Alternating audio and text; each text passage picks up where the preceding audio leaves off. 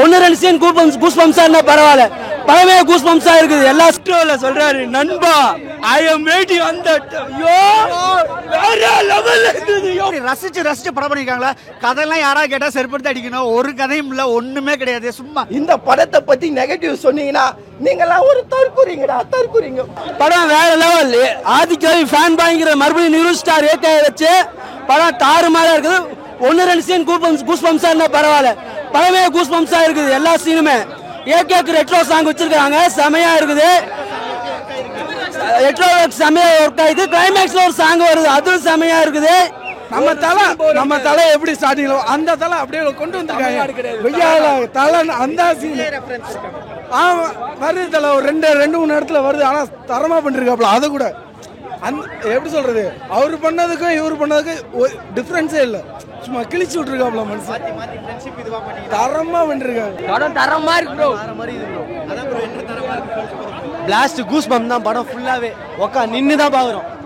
2.25 மணி நேரம் உட்காந்து பார்க்க முடியல, நின்று தான் பாக்குறோம். பாருங்க எங்கேயுமே உட்கார மாட்டேன், சீட்ல தான் இருப்பீங்க. வேற லெவலான படம். ஃபுல்லாவே ஃபேன் பேஸ் சம்பவம் தான்.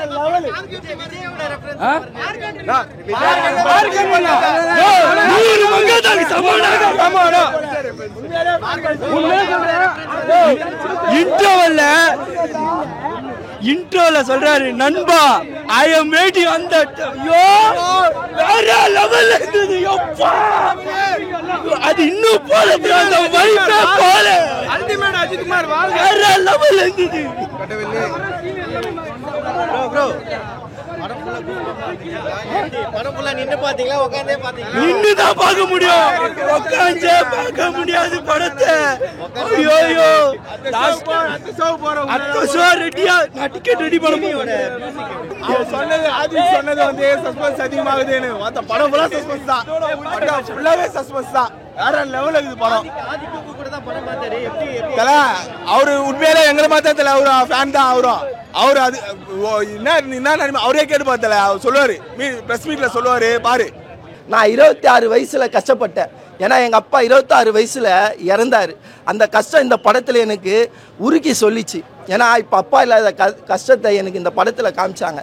ஏன்னா அவங்க அப்பா எந்த அளவுக்கு சென்டிமெண்ட்டாக அவங்க பையனுக்கோசம் வில்லத்தனத்தையும் ரவுடிசியத்தையும் விட்டாரோ, அவங்க பையனுக்கோசம் தூக்கிட்டு வந்து நின்னாரோ, அது போல் இப்போ எனக்கு எங்கள் அப்பா இல்லை. அதுதான் இந்த படத்தில் 10 நிமிஷம் கண்டென்ட் தான் தல, வேற எதுவுமே இல்லை இந்த படத்தில்.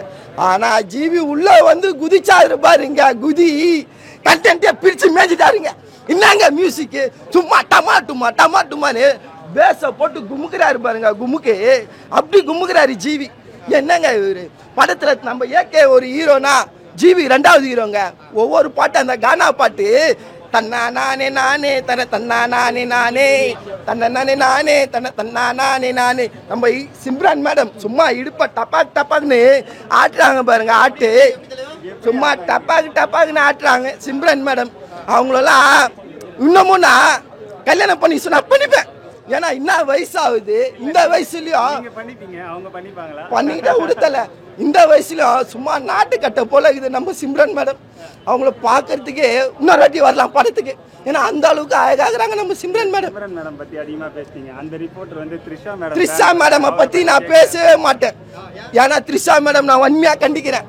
தலைய போன படத்திலயும் அவங்க அமுக்குறாங்க, இந்த படத்திலயும் அவங்க அமுக்குறாங்க. ஒருத்தன் படம் எடுத்தா 6 மாசமா ஏஐ பண்றேன் அது பண்றேன்னு சொல்லிட்டு ரசிக்க முடியாம தோக்கடிச்சாங்க கோட்டு படத்தை. ஆனா எந்த வித ஏஐமே பண்ணாம 6 மாசத்துல உடம்பு குறைச்சு 20 வருஷத்துக்கு முன்னாடி உள்ள தலை இதுக்குள்ள வந்ததுதான் இந்த படத்துக்கு பெரிய பிளஸ் பாயிண்ட் சொல்ல முடியும். ஃபுல்லா ஃபேன் பாயிண்ட் மூவ்மெண்ட் தான். ஃபர்ஸ்ட் ஹாஃப் ஒருத்தர சுமார் தான், ஒன்னும் ஓவர்லாம் கத்த முடியாது. இன்டர்வல் பிளாக்ல ஆரம்பிச்ச ஹைப்பு அங்க இருந்து கிளைமாக்ஸ் வர 2 ஹெட்ஸ் வந்து எண்டு வர மாஸ் பண்ணிட்டாங்க. சிம்ரன் வர்ற சீன் பாத்தீங்கன்னா நம்ம டாடா அப்படின்னு ஆரம்பிக்கும் போதே தியேட்டர்ல ஃபுல்லா எந்திரிச்சு கிளாப்ஸ் பண்றாங்க. அந்த மாதிரி ரசிச்சு படம் பண்ணிருக்காங்களா? கதையெல்லாம் யாரா கேட்டா செருப்படுத்தி அடிக்கணும். ஒரு கதையும் இல்ல, ஒண்ணுமே கிடையாது. சும்மா தின் லைனா வச்சுட்டு இந்த அளவுக்கு இழுத்துட்டு வந்தது. ஃபுல் அண்ட் ஃபுல்லு படம் ஃபுல்லா 2 மணி நேரம் 13 நிமிஷம் அஜித் தான் தலை தான் வந்துட்டு போறாரு. உண்மையிலே சொல்றேன், செகண்ட் ஹாஃப் தான் வந்து தெறிக்க விடுச்சு. செகண்ட் ஹாஃப் இல்லைன்னு வச்சுக்கலாம், விடாமுயற்சி விட கீழே போயிருக்கும் அந்த படம். கண்டிப்பாக விஜய்கிட்ட இருந்து ஆரம்பிச்சது. ஐஎம் வெயிட்டிங் சொல்லிட்டு ஆரம்பிக்கிறாரு, சொல்லக்கூடாது, வேற வழி இல்லை, இல்லை டேரக்டரே சொல்லிட்டாரு.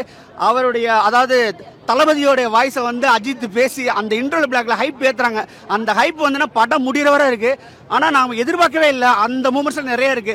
ரெஃபரன்ஸ்னா என்ன அப்படின்னா, அவர் படத்தில் உள்ள படத்தையே ரெஃபரன்ஸை கொடுத்து அந்த அளவுக்கு மாஸ் பண்ணியிருக்காப்ல. சின்ன சின்ன டைலாக்ஸ், ரெட்ல வர்ற டைலாக் இருக்கட்டும், அட்டகாசத்தில் வர்றதா இருக்கட்டும், தீனால வர்றதா இருக்கட்டும், பில்லால வர்றதா இருக்கட்டும், எல்லாமே அவங்களோட ரெஃபரன்ஸே போட்டு மாஸ் பண்ணி விட்டானுங்க. குட் பேட் அக்லி படம் பார்த்துட்டு வரேன். படம் பார்த்தீங்கன்னா ஃபுல் அண்ட் ஃபுல் அஜித் ஃபேன்ஸுக்காக எடுத்த படம் தான்.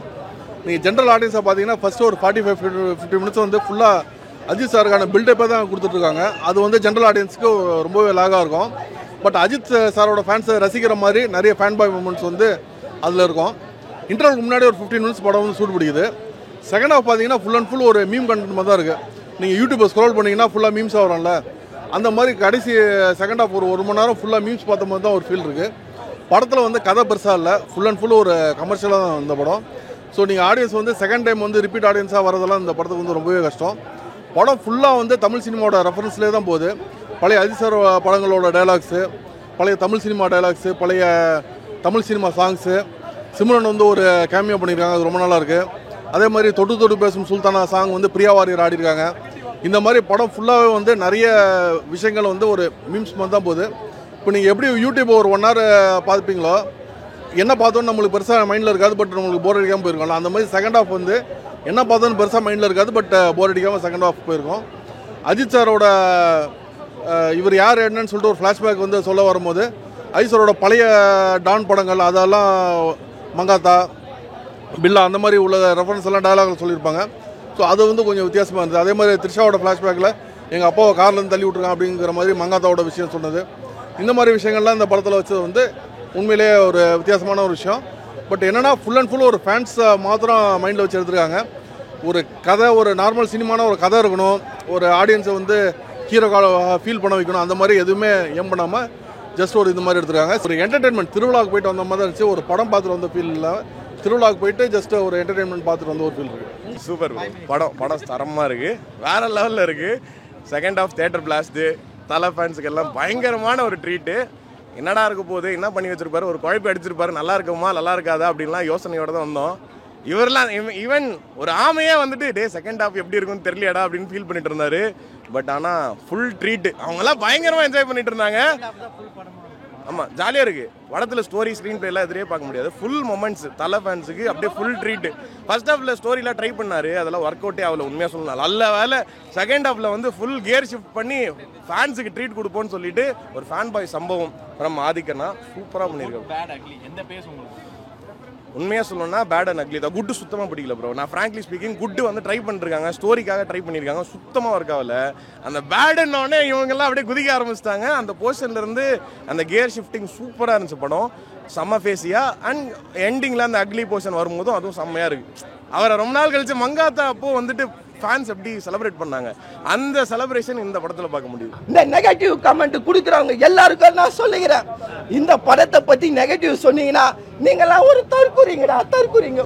அவன் தலைமை என்ன வயசில் வந்து நம்மளுக்கோசம் என்டர்டைன்மெண்ட்டுக்கு அந்த கடைசியில் படம் முடிஞ்சோடனே ரிவ்யூவில் ஒரு போடுவாங்க பாருங்க, கார் விட்டு காரு தாண்டாரு தலை. இந்த வயசுல நம்மளால தாண்ட முடியாது, தலைவன் தாண்டான், காரை விட்டு காரு தாண்டா போல.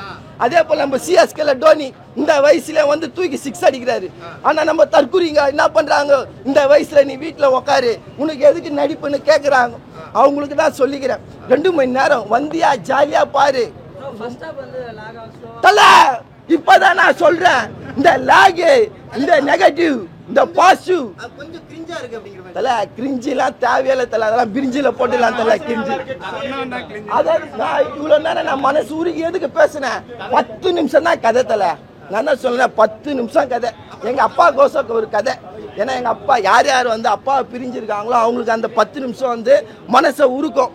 அப்பா சென்டிமெண்ட் வந்து ஒரு 10 நிமிஷம் வந்து மனசை பாதிப்பு ஏற்படும். ஏன்னா தலைவன் வந்து எல்லா படத்துலையும் அப்பாவை காணோம், பொண்டாட்டியே காணோம், மகனை கண்ணன்னு நடிச்சிட்டா போல. அதனால டைரக்டர் நீங்க 10 நிமிஷம் மட்டும் இதை வச்சுக்கோங்க. அதுக்கப்புறம் நம்ம ரசிகர்கள், ஒவ்வொரு இயற்கை ரசிகர்கள், தலை ரசிகர்கள், தலை வெறியர்கள், தலைவர் கடவுளே அஜித் என்ற சொல்ற பக்தர்களுக்கு இந்த படத்தை கொடுத்துருக்காங்க. ஏன்னா அந்த அளவுக்கு ஒரு கெட்டப் தர. அந்த ட்ரெஸ்லாம் எங்கேருந்து சிங்கப்பூரா மலேசியாலேருந்து எடுத்துனாங்களா தெரியல. அல்டிமேட்டாக தலை ஒரு ட்ரெஸ்ஸும் கிளைமேக்ஸில் வந்தார் பால் தலை என்ன தலை அல்டிமேட் தலை தலைமை எப்பயுமே பெஜார் அஜார் தலை தலை அந்த சீன் எதுக்குன்னா நம்ம தலை வந்து தளபதியோட ஒன்று சேரணும்னு சொல்லியிருக்காங்க. அரசியல் இல்லை, அரசியல் கிடையாது. இந்த படத்துலயும் மக்கள் ரீதியா பிரிஞ்சிருக்காங்க. எல்லாருமே அடிச்சுன்னு சாவாதீங்க. நானே பாருங்க அவரோட டைலாக பேசுறேன், அதனால நீங்களும் எல்லாரும் ஒன்னா இருங்கன்னு இந்த படத்து மூலியமா அவர் சொல்றாரு. ஏன்னா தலை எப்பயுமே மெசேஜ சொல்லுவாரு. எந்த படம் வந்தாலும் நல்லா இல்லைன்னு சொல்லியிருந்தாங்க. வேற எந்த படம் தான் இதே தான் ப்ளூ சட்டை மாறன். அவர் என்ன பண்ணாரு, நல்லா இல்லைன்னு சொல்லி அவர் ஒரு கதை எடுத்தாரு. அந்த படத்தை பார்க்க 2 பேர் தான் வந்தாங்க. ஒன்னு அவரு, இன்னொன்று அவர் அசிஸ்டன்ட். இவங்க 2 பேர் தான் அந்த படத்தை பார்த்தாங்க. அதே போல தான் அந்த 3 பேருக்கும் சொல்லணும், நீங்க ஒரு படத்தை எடுங்க, அந்த படம் நல்லா இருந்துச்சுன்னா நாங்க உங்களை கொண்டாடுறோம். நீங்க என்னதான் படம் எடுக்கிறீங்க நாங்களும் பாக்குறோம். கண்டிப்பா சொல்றேன், 1000 கோடிலாம் அடிக்கிற இந்த படம் 300 கோடி கண்டிப்பாக கேரண்டி இந்த 5 நாளில். அதுக்கப்புறம் சுருட்டிட்டு போக வேண்டியது அந்த மாதிரி தான் இருக்குது. ஏன்னா ஃபேனுக்காண்டி எடுத்த படம், ஒரு ஃபேமிலிக்காண்டியோ இதுக்காண்டி எடுத்த படல. ஃபேமிலினால இவ்வளோ தான் கலெக்ஷன் பண்ண முடியும்.